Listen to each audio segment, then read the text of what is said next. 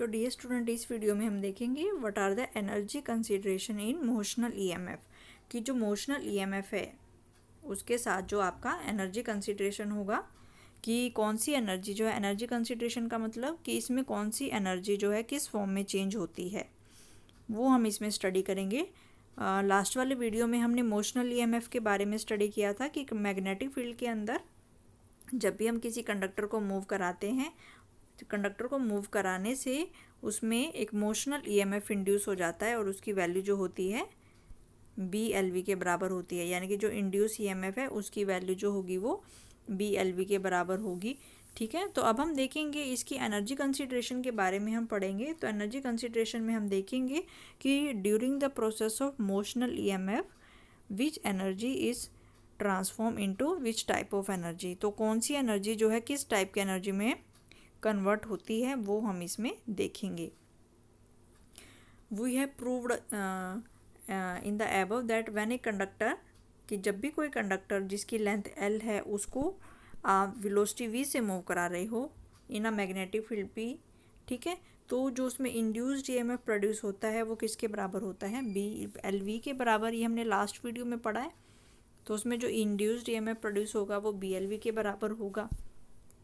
इसके बाद फिर इसने कहा है कि अगर हमारे पास ये जो 4 आर्म्स हैं इन सब की रेजिस्टेंस जो है वो निग्लिजिबल है और इसकी जो रोड की रेजिस्टेंस है वो R है, तो यानी कि इसने सर्किट में ये जो हमारी रोड है PQ, तो ये जो रोड है अगर हमने मान लिया कि इस रोड की जो रेजिस्टेंस है वो कैपिटल R है और इसके साथ ये जो सर्किट में हमने और वायर जोड़ी हैं, एक ये वायर जोड़ी है, एक ये वायर जोड़ी है और एक ये वायर जोड़ी है, तो इन तीनों वायर्स की जो रेजिस्टेंस है वो निग्लिजिबल है और PQ जो रेजिस्टेंस जो हमने रोड ली है उसकी रेजिस्टेंस ही जो है वो आपकी कंपेरेबल है। और इस पार्ट की रेजिस्टेंस, इस पार्ट की रेजिस्टेंस और इस पार्ट की रेजिस्टेंस अगर हम उसको निग्लिजिबल मान लें तो पूरे सर्किट की जो रेजिस्टेंस हो जाएगी वो किसके बराबर हो जाएगी, R। तो सर्किट की जो रेजिस्टेंस है वो किसके बराबर हो जाएगी, R के बराबर हो जाएगी। ठीक है, तो ये इसमें बताया गया है कि अगर हमारे पास जो रोड है उसकी रेजिस्टेंस अगर R है और इसके अलावा जो बाकी आर्म्स हैं उनकी रेजिस्टेंस को अगर हम निग्लिजिबल मान लें तो जो सर्किट की रेजिस्टेंस है वो हमारे पास R ही रहेगी। तो अगर हमारे पास EMF जो है वो किसके बराबर है, इंड्यूस्ड EMF जो है हमारे पास वो BLV के बराबर है और सर्किट की जो रेजिस्टेंस है या रोड की जो रेजिस्टेंस है वो हमारे पास स्मॉल r है, तो करंट कितना इंड्यूस होगा। ठीक है, तो हम ओम्स लॉ से निकाल सकते हैं। तो जो करंट इंड्यूस होगा V = IR। ठीक है, तो यहाँ पे हमारे पास V किसके बराबर है, इंड्यूस्ड ईएमएफ, और करंट हमारे पास I के बराबर है और हमारे केस में जो रेजिस्टेंस है वो R है, तो हम कितना करंट इंड्यूस होगा उसकी वैल्यू को हम निकाल सकते हैं। वो किसके बराबर होगा, E/R के बराबर होगा। ठीक है, तो यहाँ से जो हो गया E की वैल्यू फिर हमारे पास कितनी है, BLV, तो यहाँ पे हमने इसकी वैल्यू BLV पुट कर दी और ये रेजिस्टेंस हमारे पास R आ गई है। ठीक है, तो अब हमने देखा कि जो हमारी कंडक्टिंग रोड थी PQ, उस कंडक्टिंग रोड में, ठीक है, इस कंडक्टिंग रोड में जो मोशनल EMF, इसके मोशन की वजह से जो इंड्यूस्ड EMF हमारा प्रोड्यूस हुआ था BLV, और अगर इस रोड की जो रेजिस्टेंस है वो R है तो इस रेजिस्टेंस R की वजह से इसमें जो करंट इंड्यूस होगा, ठीक है, यानी कि इसके अंदर जो करंट इंड्यूस होगा उस करंट की वैल्यू कितनी है, BLV/R। यानी कि जो आपकी कंडक्टिंग रोड है इसमें कितना करंट फ्लो कर रहा है, जो आपकी कंडक्टिंग रोड है इसमें कितना करंट फ्लो कर रहा है, BLV/R का जो करंट है इस कंडक्टिंग रोड के अंदर फ्लो कर रहा है। अब हमें पता है कि अगर कोई भी कंडक्टर, ठीक है, तो अगर हम देखें कि अगर कोई भी जो कंडक्टर है और उसके अंदर अगर आपका I करंट फ्लो कर रहा है और अगर आप उसको मैग्नेटिक फील्ड के अंदर रखते हो तो मैग्नेटिक फील्ड उस पर कितना फोर्स लगाती है। एक दूसरा फॉर्मूला हमने पढ़ा था कि मैग्नेटिक फील्ड जो उस पर फोर्स लगाएगी BIL के बराबर होता है। ये हमने पढ़ा था कि अगर कोई भी करंट कैरिंग कंडक्टर हम मैग्नेटिक फील्ड के अंदर रखते हैं तो मैग्नेटिक फील्ड उस पर फोर्स लगाती है BIL sin थीटा। तो वो हमने देखा था BIL sin थीटा होता है इसके साथ में, और यहाँ पे जो हमने सिंपली क्या ले लिया, BIL हमने यहाँ पे ले लिया है इसको। ठीक है, तो इस केस में तो हमने देखा कि जो कंडक्टिंग रोड थी, पहले हमने देखा कि जो कंडक्टिंग रोड है वो आपकी मैग्नेटिक फील्ड के अंदर मूव कर रही है और उसके मोशन की वजह से इसमें जो इंड्यूस्ड ईएमएफ प्रोड्यूस हुआ है वो BLV का प्रोड्यूस हुआ है। और फिर जो कोयल की जो कंडक्टर की जो रेजिस्टेंस है वो आपकी R रेजिस्टेंस है। तो या इतना करंट जो है इस कंडक्टिंग रोड PQ में है, तो इस करंट की वजह से अब मैग्नेटिक फील्ड इस पे फोर्स लगाएगी। कितना फोर्स लगाएगी? BIL का फोर्स लगाएगी। ठीक है, तो मैग्नेटिक फील्ड इस पे कितना फोर्स लगाएगी? BIL। ठीक है, तो B की वैल्यू हमें पता है और I की वैल्यू हम क्या पुट करेंगे यहाँ पे? BLV/R। तो ये वैल्यू हमने यहाँ पे पुट कर ली, L की जगह L आएगा। ठीक है, तो इसको सॉल्व करके आपका कितना आ जाएगा? B²L² V²/R। तो मैग्नेटिक फील्ड कितना फोर्स लगा रही है उस करंट कैरिंग रोड के ऊपर। जो करंट कैरिंग रोड है आपकी, उसके अंदर जो फोर्स लगेगा मैग्नेटिक फील्ड के द्वारा B²L² V/R। ठीक है, और इसकी वैल्यू हम कैसे निकाल सकते हैं? इसकी वैल्यू भी आप फ्लेमिंग के लेफ्ट हैंड रूल से निकाल सकते हो। यानी कि जैसे हमने लिखा F=BIL। तो इस फोर्स की जो डायरेक्शन है वो किस किस के परपेंडिकुलर होगी? वो आपकी B के भी परपेंडिकुलर होगी और वो आपकी लेंथ के भी परपेंडिकुलर होगी। ठीक है, तो F जो है ये दोनों के परपेंडिकुलर होगा। The direction of this force is opposite to the velocity of the conductor. ठीक है, तो यहाँ पे हमने देखा कि ये जो रोड है आपकी PQ, ये जो रोड है आपकी PQ, इसमें क्या फ्लो हो रहा है? इसमें आपका एक करंट फ्लो हो रहा है। ठीक है, इसके और ये कौन सी डायरेक्शन में मूव कर रही है? इसकी जो वेलोसिटी है ये इस डायरेक्शन में है, इसकी मोशन जो है ये वो इस डायरेक्शन में है। तो अभी हमने देखा कि इसमें इसके मोशन की वजह से जो इसमें करंट प्रोड्यूस हुआ है वो BLV/R है। और मैग्नेटिक फील्ड इस पे जो फोर्स लगा रही है, कितना फोर्स लगा रही है? B²L² V/R। तो मैग्नेटिक फील्ड के द्वारा ये जो फोर्स लगेगा ये कौन सी डायरेक्शन में लगेगा? ये इस डायरेक्शन में लगेगा। तो ये जो होगी मैग्नेटिक फोर्स की डायरेक्शन होगी अपोजिट टू द वेलोसिटी, क्योंकि जो फोर्स है वो किसके बराबर है? BIL, यानी कि वो मैग्नेटिक फील्ड के भी परपेंडिकुलर होगा और वो लेंथ के भी परपेंडिकुलर होगा। ठीक है, तो इस तरीके से हमने देखा कि जो फ्लेमिंग लेफ्ट हैंड रूल के द्वारा जो मैग्नेटिक फोर्स की डायरेक्शन है वो राइट हैंड साइड में है और जो वेलोसिटी है वो आपकी लेफ्ट हैंड साइड में है। तो इसका क्या मतलब हुआ? इसका मतलब हुआ कि अगर हमें इसमें क्या करना पड़ेगा? हमें इसमें वर्क डन करना पड़ेगा, या इस केस में हमारी पावर डिसिपेट होगी। ठीक है, तो यहीं पे फिर ये दिया गया है कि वेलोसिटी जो है वो आपकी इस डायरेक्शन में है और जो मैग्नेटिक फोर्स है वो आपका इस डायरेक्शन में है। तो power required to push the conductor with a velocity V। तो अगर हम V वेलोसिटी से कंडक्टर को मूव कराना चाहते हैं तो हमें मैग्नेटिक फोर्स के खिलाफ काम करना पड़ेगा। ठीक है, क्योंकि मैग्नेटिक फील्ड जो है उसको इस डायरेक्शन में खींचने की कोशिश कर रही है। मैग्नेटिक फील्ड जो है कंडक्टर को इस डायरेक्शन में खींचने की कोशिश कर रही है और हम जो है कंडक्टर को लेफ्ट हैंड साइड में, यानी कि वो किस डायरेक्शन में जाना चाह रही है? वो विद ए वेलोसिटी भी लेफ्ट डायरेक्शन में जाना चाह रही है, लेकिन मैग्नेटिक फोर्स जो है उसको वो राइट डायरेक्शन में लेके जाना चाहता है। तो इसमें फिर हमें क्या करना पड़ेगा? पावर कंज्यूम करनी पड़ेगी या वर्क डन हमें करना पड़ेगा। तो हम देख रहे हैं कि अगर हम कंडक्टर को V वेलोसिटी से मूव कराना चाहते हैं तो हमें पावर लगानी पड़ेगी, और वो जो पावर होगी वो किसके बराबर होती है? पावर जो है वो किसके बराबर होती है? फोर्स इंटू वेलोसिटी के बराबर होती है। तो फोर्स की वैल्यू ये है हमारे पास B²L² V/R और वेलोसिटी की वैल्यू ये, तो ये क्या हो जाएगा हमारे पास? तो हमें कितनी पावर लगानी पड़ेगी? B²L² V²/R, ये पावर हमें लगानी पड़ेगी। ठीक है, तो यहाँ पे हमने देखा कि मैग्नेटिक फील्ड, ये जो आपकी मैग्नेटिक फील्ड है, ये जो आपकी कंडक्टिंग रोड है, ये पहले आपकी V वेलोसिटी से मूव करती है और V वेलोसिटी से मूव करने की वजह से इसमें जो इंड्यूस्ड EMF कितना प्रोड्यूस हो जाता है? BLV का, और इसकी वजह से इसमें जो करंट इंड्यूस हो जाता है ये वाला करंट इंड्यूस हो जाता है। इस करंट की वजह से फिर इस पे मैग्नेटिक फील्ड जो फोर्स लगाती है वो है आपका B²L² V/R। ठीक है, और इसकी जो डायरेक्शन है वो इस डायरेक्शन में है, क्योंकि वो मैग्नेटिक फील्ड के परपेंडिकुलर है ये फोर्स और वेलोसिटी के भी परपेंडिकुलर है ये फोर्स, दोनों के परपेंडिकुलर होना चाहिए।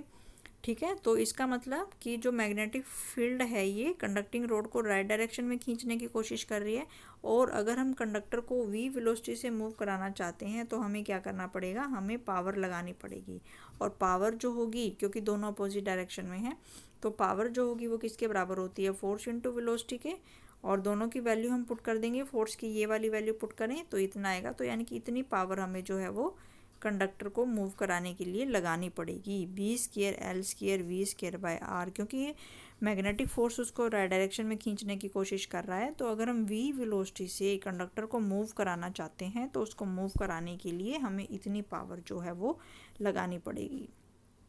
ठीक है, फिर इसके बाद दिया हुआ है कि अगर कोई भी कंडक्टर है, ठीक है, तो अगर आपके पास कोई भी कंडक्टर है और हम उसको खींचना चाहते हैं, उसको पुश करना चाहते हैं, तो हमारी जो है वो कितनी एनर्जी जो है वो डिसिपेट होती है।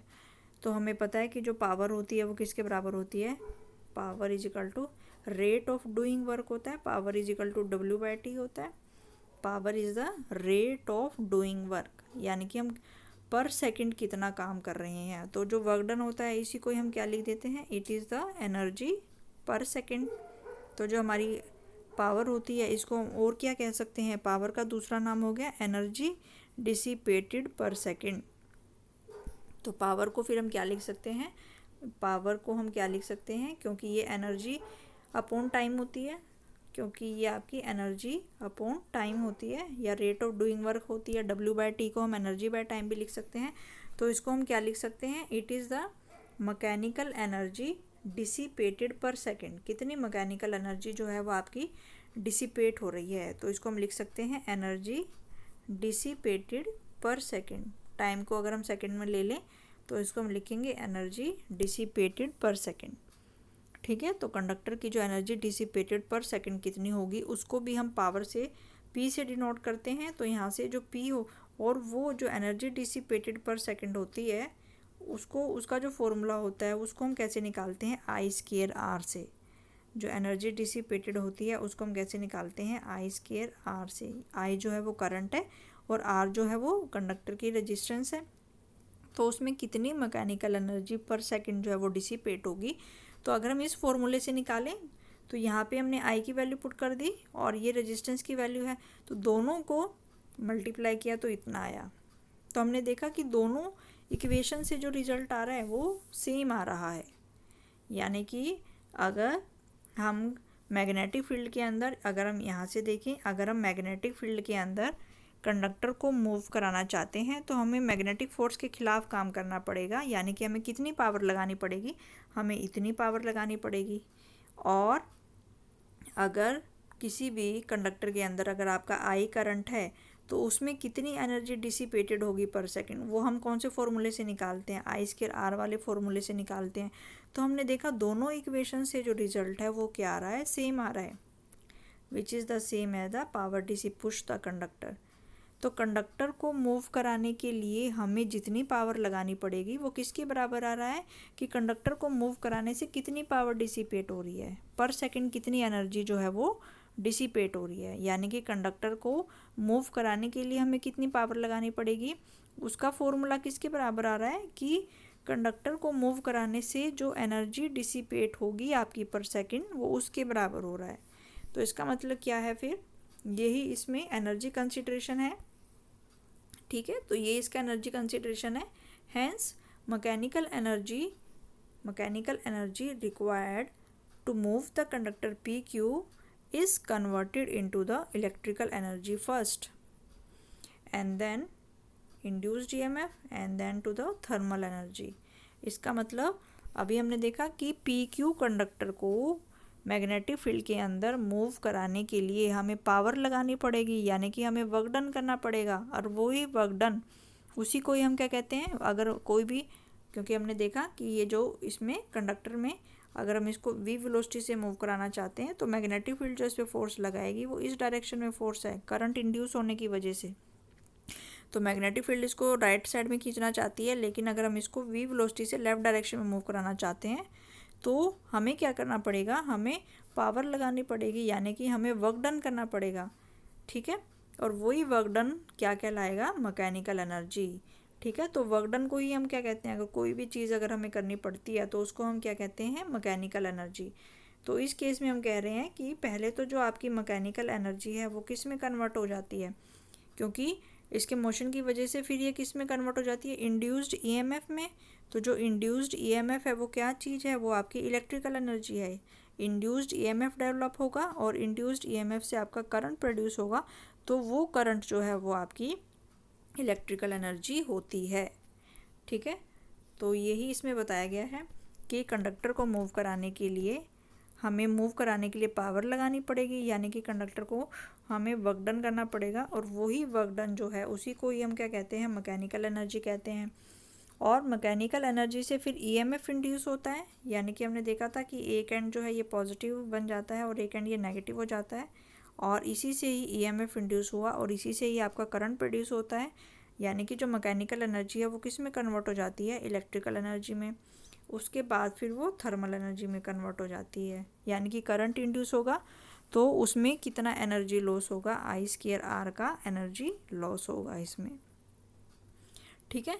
तो यहाँ से अगर हम निकालें कितनी हीट प्रोड्यूस होगी पर सेकंड, कितनी हीट एनर्जी प्रोड्यूस होगी पर सेकंड, वो हमने निकाला B² L² V² upon R। तो इस वाले फॉर्मूले से हमने निकाला कि कितना जो हीट एनर्जी पर सेकंड जो है वो आपकी इंड्यूस होगी।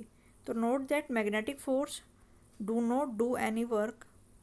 तो यहाँ पे जो मैग्नेटिक फोर्स है वो कोई काम नहीं कर रहे, मैग्नेटिक फोर्स जो है वो काम नहीं कर रहे, बल्कि वो क्या कर रहे हैं, वो सिर्फ एनर्जी को ट्रांसफ़र कर रहे हैं। वो एनर्जी को ट्रांसफ़र कर रहे हैं, किस एनर्जी को किस एनर्जी में ट्रांसफ़र कर रहे हैं, वो मैकेनिकल एनर्जी को इलेक्ट्रिकल एनर्जी में वो ट्रांसफ़र करने का काम करते हैं। ठीक है। तो यहाँ पे हमने देखा था कि कोई भी जो ये कंडक्टर है, इस कंडक्टर को अगर हम मूव कराते हैं v वेलोसिटी से, तो यहाँ पे आपका एक ईएमएफ इंड्यूस हो जाता है, यानी कि एक एंड पॉजिटिव बन गया, एक एंड नेगेटिव बन गया। तो इसकी वजह से फिर यहाँ पे आपका करंट प्रोड्यूस हो जाता है। ठीक है। तो अगर हम इसको सर्किट में ऐसे लगा रहे हैं तो ये करंट प्रोड्यूस हो गया। तो इस करंट की वजह से फिर यहाँ पे एक जो फोर्स लगता है वो इस डायरेक्शन में लगता है, आपका मैग्नेटिक फोर्स। तो उस मैग्नेटिक फोर्स के अपोजिट डायरेक्शन में अगर हम इसको मूव कराना चाह रहे हैं तो उसको मूव कराने के लिए हमें जो वर्क डन करना पड़ेगा वही आपका मैकेनिकल वर्क डन होगा। ठीक है। तो ये आपका फोर्स ऐसे लग रहा है, और इसके खिलाफ अगर हम यहाँ पे v वेलोसिटी से इसको मूव कराना चाहते हैं तो हमें क्या करना पड़ेगा, वर्क डन करना पड़ेगा। और यही वर्क डन जो क्या है, यही वर्क डन आपका मैकेनिकल एनर्जी है। ठीक है। और फिर इसके मोशन की वजह से जो ईएमएफ इंड्यूस हुआ या जो करंट इंड्यूस हुआ उसी को ही हम क्या कहते हैं, इलेक्ट्रिकल एनर्जी। तो यानी कि मैग्नेटिक फील्ड क्या करती है, मैग्नेटिक फोर्स आपकी मैकेनिकल एनर्जी को इलेक्ट्रिकल एनर्जी में ट्रांसफ़र कर देता है। ठीक है। तो ये था इसमें एनर्जी कंसिडरेशन कि जो मैकेनिकल एनर्जी है वो इलेक्ट्रिकल एनर्जी में आपकी कन्वर्ट हो जाती है। तो यही था हमारा ये आज की वीडियो का टॉपिक। तो इसमें हमने देखा कि जो करंट इंड्यूस हुआ, फिर कितना करंट आया, फिर मैग्नेटिक फील्ड इस पे जो फोर्स लगाती है, फिर हमने देखा कि कितनी कंडक्टर को अगर हम v वेलोसिटी से मूव कराना चाहते हैं तो हमें कितनी पावर लगानी पड़ेगी, और अगर किसी कंडक्टर में I करंट है तो उसमें कितनी एनर्जी डिसिपेट होगी पर सेकंड, I²R के बराबर। तो हमने देखा दोनों फॉर्मूले जो होते हैं वो आपके बराबर होते हैं। तो इसका मतलब क्या है कि जो मैकेनिकल एनर्जी है वो आपकी इलेक्ट्रिकल एनर्जी में कन्वर्ट हो जाती है, और उसके बाद फिर वो आपकी थर्मल एनर्जी में कन्वर्ट हो जाती है। तो जस्ट यहाँ पे क्या होता है, मैकेनिकल एनर्जी इलेक्ट्रिकल एनर्जी में कन्वर्ट हो जाती है। Thank you.